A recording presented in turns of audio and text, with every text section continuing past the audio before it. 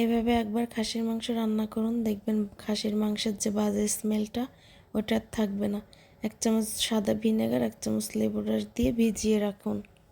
এরপর আমি একটা প্যানে নিয়ে নিচ্ছি 6-7টার মতো শুকনো মরিচ, কেটে রাখা পেঁয়াজ, আস্ত রসুন আর আদা কুচি। এই কটা একটু লাল লাল করে ভেজে নিতে হবে। একটু লাল করে ভেজে নেবেন, তাহলে সুন্দর একটা ঘ্রাণ আসবে। এরপর আর একটা কড়াইতে নিয়ে নিলাম সরিষার তেল, 6-7টার মতো এলাচ, 4-5 টুকরার মতো দারচিনি। এটাকেও হালকা একটু ভেজে নিব, সুন্দর একটা ঘ্রাণ বের হবে ভেজে নিলে।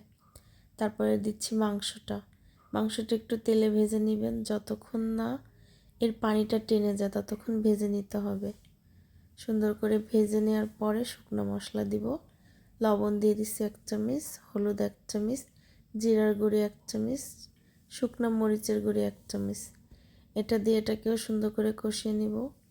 তারপরে লবঙ্গ দিয়ে দিচ্ছি 6-7টা, গোলমরিচ দিয়ে দিচ্ছি, তেজপাতা।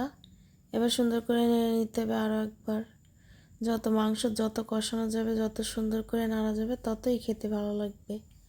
তারপরে সে ভেজে রাখা মশলাটা বেটে নিয়েছি, ওটাই দিয়ে দিছি এখানে।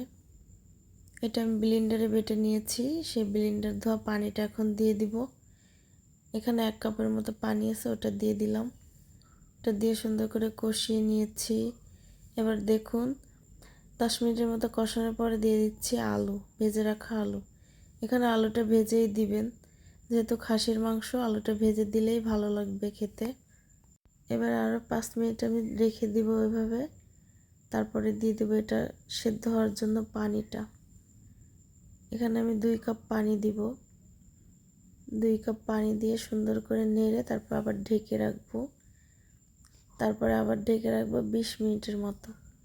20 মিনিট পর এখানে পেঁয়াজ ভাজা আর গরম মশলার গুঁড়ি 1 চামচ দিয়ে দেবো এখানে আমি। দেওয়ার পর আরও 5 মিনিট ঢেকে রেখেছিলাম।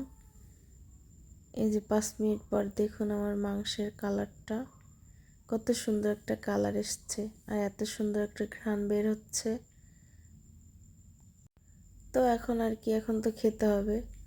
দেখি কত সুন্দর নরম আর সফট হয়েছে দেখুন, আর কালারটা যা আসছে না, সেই কালার। ঘ্রাণটাও কত সুন্দর আসছে।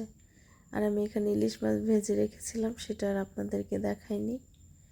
আজকে সালাদ ছিল না, এজন্য পেঁয়াজ আর লেবু দিয়েই চালিয়ে নিলাম। এই তো।